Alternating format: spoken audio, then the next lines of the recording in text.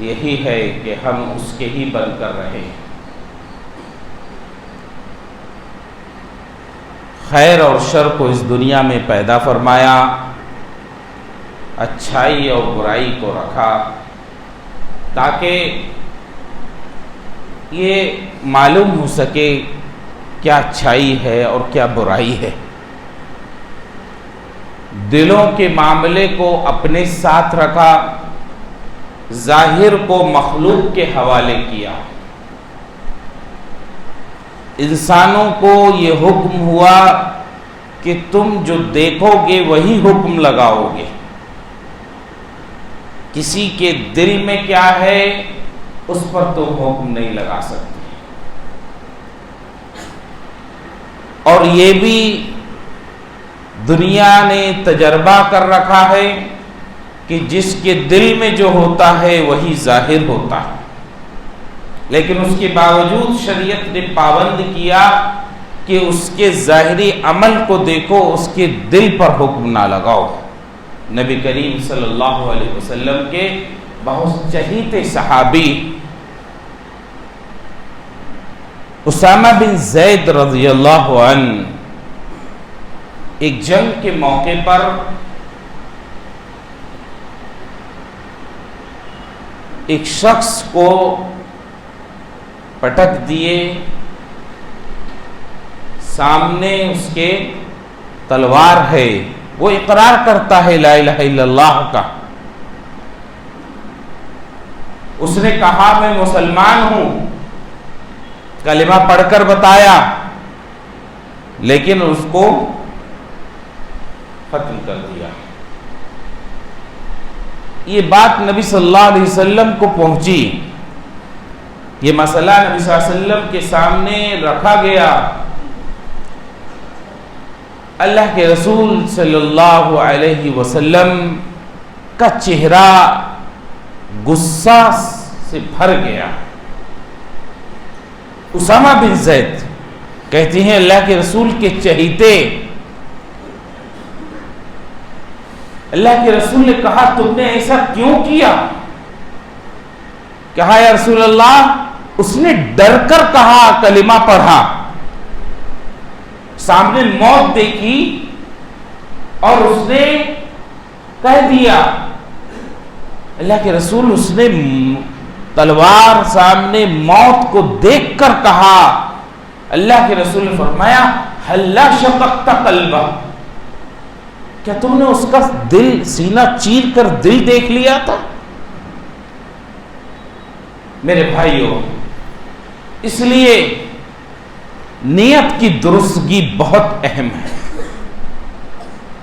ہم اپنے میں سے کسی پر کسی کی نیت پر حکم نہیں لگا سکتے، اس کے عمل کے ذریعے سے یہ کہیں گے اس آدمی کا یہ کام ہے اور یہ کام ان لوگوں کی پہچان ہے، ان کی علامت ہے۔ نیت کو ہر کام کے کرنے سے پہلے درست کرنے کو کہا گیا۔ آپ جانتے ہیں شریعت کا علم حاصل کرنا کتنی بلندی کا کام ہے، کتنی عظمت کا کام ہے۔ دنیا کی تمام مخلوقیں اس شخص کے لیے خدمت میں لگ جاتی ہیں، اس کے لیے دعائیں خیر کرتی ہیں، آسمانوں میں فرشتے کرتی ہیں، آسمانوں سے اتر کر آ کر زمین پر اس شخص کے لیے پر بچھاتے ہیں۔ مخلوق اپنے بلوں میں رہ کر، سمندر میں رہ کر، ایسے شخص جو علم شریعت حاصل کرنے کے لیے نکلتا ہے، اس کے لیے یہ ساری چیزیں، یہ سارے فضائل بیان کیے گئے ہیں۔ لیکن اگر اس عظیم چیز میں نیت درست نہ ہو، مقصد کچھ اور ہو، یہ جو راستہ علم کا جنت تک لے جانے کا ذریعہ آسانی کرتا ہے انسان کو جنت تک پہنچانے کے لیے، یہی عمل، یہی کام اگر نیت کے اندر فتور پیدا ہو گیا تو پھر سب کچھ برباد ہو کر رہ جاتا ہے. صحیح حدیث ہے، نبی کریم صلی اللہ علیہ وسلم فرمایا من تعلم العلم لیباہی بہ العلماء او یماری بہ السفہاء او یصرف وجوہ الناس الیہ ادخلہ اللہ جہنم. جو علم کو اس نیت سے حاصل کرے تاکہ وہ علماء کے مقام و مرتبے کو نیچے کر کر دکھائے،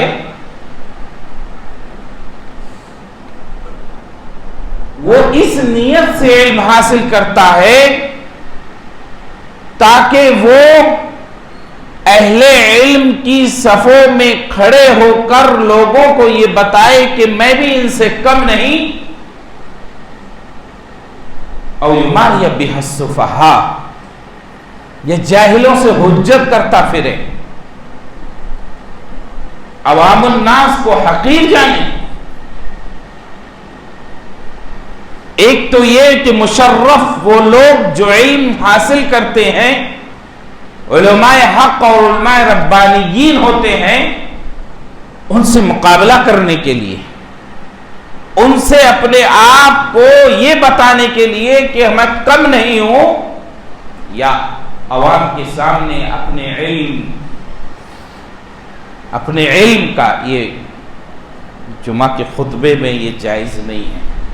جب خطیب بیٹھ گیا تو اب صرف اور صرف خطبہ سننا رہتا ہے. قرآن بھی اگر آپ پڑھ رہے ہیں قرآن کو اٹھا کر رکھ دیجئے. اس لیے میرے بھائیوں جمعہ کے آداب ہیں، اس سے جمعہ کا اجر چلا جاتا ہے. او یماری بہ السفہاء، یا لوگوں کو حقیر، ان سے بات بات میں حجت، جھگڑا، کیوں؟ علم سیکھا ہے. اور یصرف وجوہ الناس الیہ، یا چاہتا ہے کہ لوگوں کا فوکس اسی کے طرف رہے، جہاں جائیں بس لوگ اس کے پیچھے پیچھے گھومیں، جہاں جائیں بس لوگ چرچا کریں اس کا. یہ اگر نیت میں ہے، شریعت کا علم حاصل کرتا ہو، شریعت کا علم لے رہا ہے، اگر یہ نیت ہے ادخلہ اللہ جہنم، ایسے شخص کو رب العالمین جہنم میں داخل فرمائے گا. میرے بھائیو دیکھیں، نیت کی وجہ سے ایک وہ کام جو جنت میں لے جانے کا سبب اور ذریعہ بنتا ہے، وہی کام کیا کرا؟ کسی اور طرف لے کر چلا گیا. اس لیے معاشرے کا کوئی بڑا آدمی ہو، ذمہ دار آدمی ہو، یا اپنی زندگی گزارنے والا انسان ہو، اپنے گھر میں رہنے والا، اپنی زندگی اپنے درمیان میں گزارنے والا کوئی بھی ہو، نیت درست ہونا چاہیے. ہر کام کے پیچھے نیت ضروری ہے.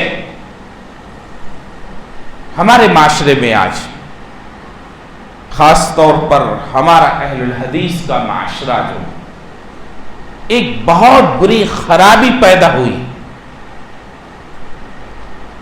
میں یہ نہیں کہہ رہا ہوں کہ برائی ہے، نہیں، ایک میں اس طرف اشارہ کر رہا ہوں. بہت سی خوبیاں ہیں الحمدللہ، بہت ساری اچھائیاں ہیں، لیکن اس میں سے ایک چیز بری اس دور کے اندر ہمارے ہاں آئی، علم کو آسان کر دیا گیا. ہر زبان میں ترجمے موجود ہیں.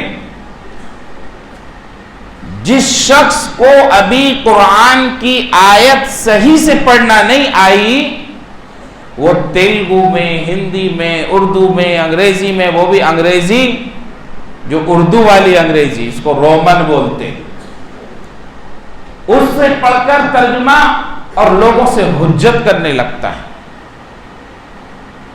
اور حجت دیکھیے، اگر نیت میں یہ ہے کہ سامنے والا غلط کام کر رہا ہے، اس کو روکنا ہے،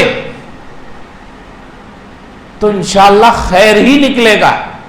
ہمارے اس دور میں اور پیچھے کے دور میں فرق یہی ہے، ہمارے بزرگوں نے ہمیں آج جو یہاں پر اہل حدیث بنا کر کھڑا کیا ہے، وہ پڑھے لکھے کم تھے لیکن تربیت ان کی اہل حدیثیت پر تھی. اس بنا پر وہ سامنے والے کو چھوٹا دکھانے کے لیے یا اس کو نیچا دکھانے کے لیے اس لیے قرآن کی آیت کوٹ نہیں کرتے تھے. مقصد ہوتا تھا، ایک درد تھا کہ ہمارے خاندان، ہمارے لوگ کس طرف جا رہے ہیں، کن کن بدعقیدگیوں میں پڑے ہوئے ہیں، ان سے ان کو نکالنا ہے. جب وہ نیت تھی، علم آج کے مقابل میں کم تھا، جانکاری کم تھی ان کو، لیکن نیت اخلاص سے بھری ہوئی تھی. اس لیے قرآن کی آیتیں ان کو بھی روانی سے نہیں آتی تھی پڑھنا، لیکن مفہوم ذہن میں بٹھا لیتے تھے، اپنے ساتھیوں کو، اپنے رشتہ داروں کو بتاتے رہتے تھے. آج ہمارے نوجوانوں میں نیت میں کہیں نہ کہیں کوئی فتور پیدا ہوا. کیوں؟ کیونکہ علم کے نام پر بہت ساری فتنے پھیلائے گئے. بہت سارے وہ لوگ اس میدان میں کود پڑے جن کا یہ میدان نہیں تھا. کوئی انجینئر ہے، کوئی ڈاکٹر ہے، ان کا ایک درجہ ہے. دعوت و تبلیغ ہر مسلمان پر ضروری ہے.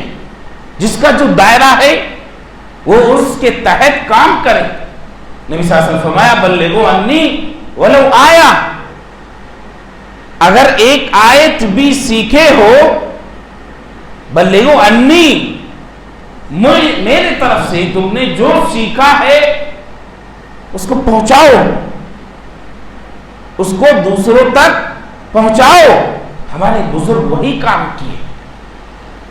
انہوں نے عقیدے کی باتوں کو پھیلایا. لوگوں کے درمیان میں جو غلط قسم کے رسومات تھے ان سے لوگوں کو بچانے کی کوشش کی، لیکن وہ بہت سے وہ مسائل، دنیا کے اندر ایک ہی چاند ہوتا ہے، ایک ہی دفعہ میں سب لوگوں کو عید منانا چاہیے، اس طرح کے بہت سے مسائل آج کے ہمارے نوجوان اہل حدیث اس طرح کی باتوں کو لے کر آپس میں اختلاف کرتے ہیں. مسجدوں میں اختلاف ہوتا ہے، ٹیمیں اور گروہ بن جاتے ہیں، عالم دین کو اٹھا کر طاق میں رکھ دیا جاتا ہے اور بڑی بڑی باتیں کرنے لگتے ہیں. میرے بھائیوں، میرا مقصد اس خطبے کے اندر ذکر کرنا یہ ہے، ہم اپنی نیتوں کی اصلاح فرمائیں. اگر ہاں آپ کی نیت میں اصلاح ہے، آپ چاہتے ہیں کہ اس مسئلے پر لوگ سمجھیں، تو یہ کوئی ایسا مسئلہ نہیں ہے کہ آج ہی پیدا ہو گیا. مثال کے طور پر میں نے پیش کیا ہے، یہ چاند کا مسئلہ ہے. یہ ایسا نہیں ہے کہ اس دور میں ہی آیا ہے، یہ صحابہ کے دور سے چلا آ رہا ہے. مدینہ کے صحابہ نے کہا ہم شام والوں کے چاند کی رؤیت کو نہیں مانیں گے، اور شام والوں نے کہا ہم مدینہ والوں کی رؤیت کو نہیں مانیں گے، ہم چاند دیکھیں گے، چاند کے مطابق روزہ رکھیں گے، اس کے مطابق عید منائیں گے. تو یہ گویا کہ امت کے درمیان میں کوئی نیا مسئلہ اختلافی نہیں ہے. ہم اس کو اتنا زور دیں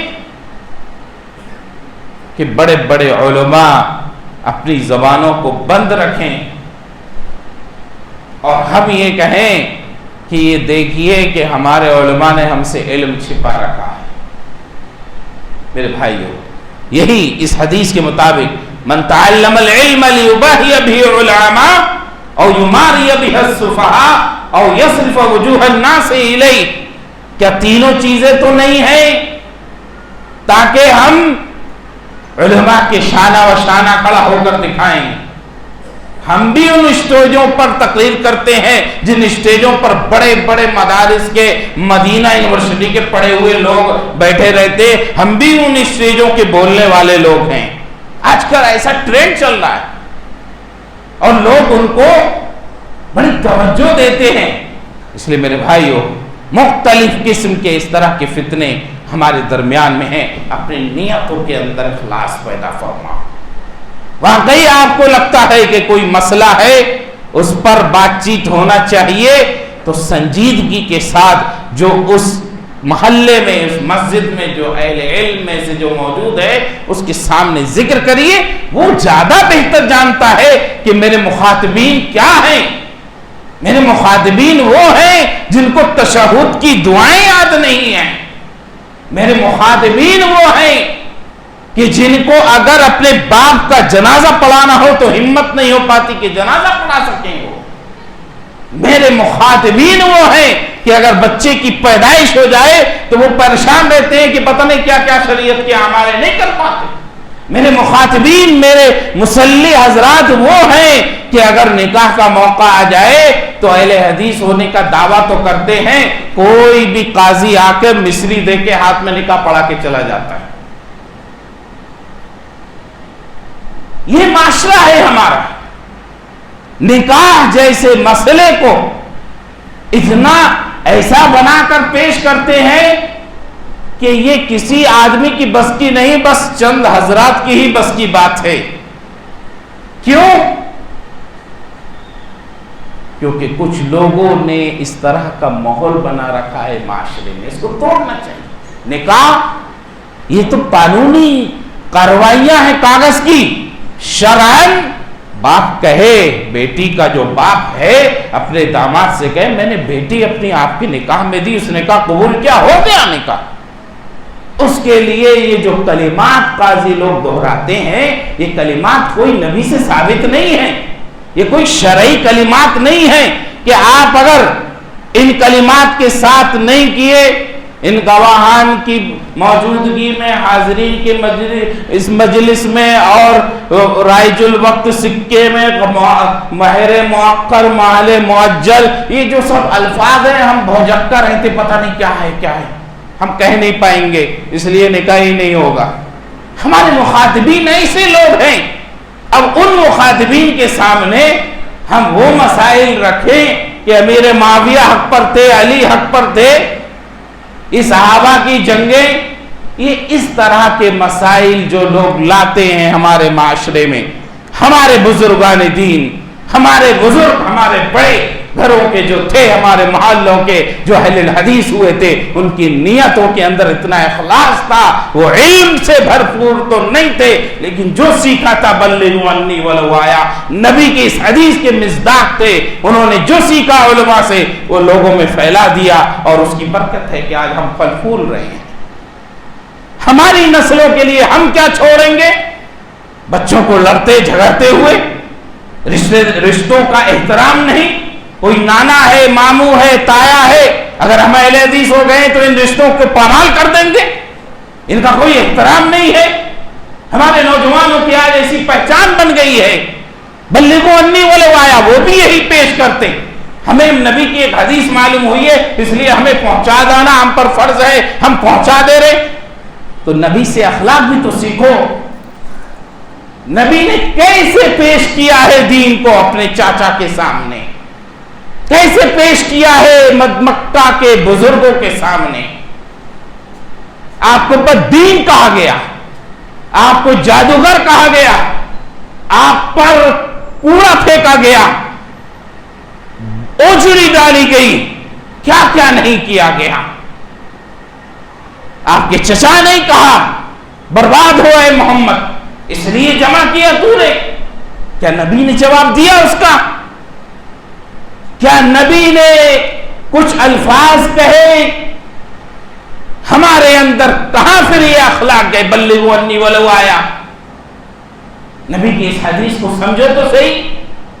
ابھی آپ کوئی مسئلہ کھڑا ہوا ہے، فروعی مسئلہ ہے، کسی نے بیان کر دیا کہ کھڑے ہو کر پیشاب نہیں کرنا چاہیے، ایک حدیث میں ہے کہ کھڑے ہو کر پیشاب نہ کرو۔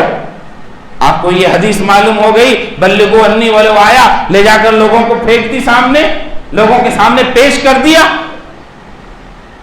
اور دوسری حدیث جو ہے نبی نے خود کھڑے ہو کر کیا ہے پیشاب۔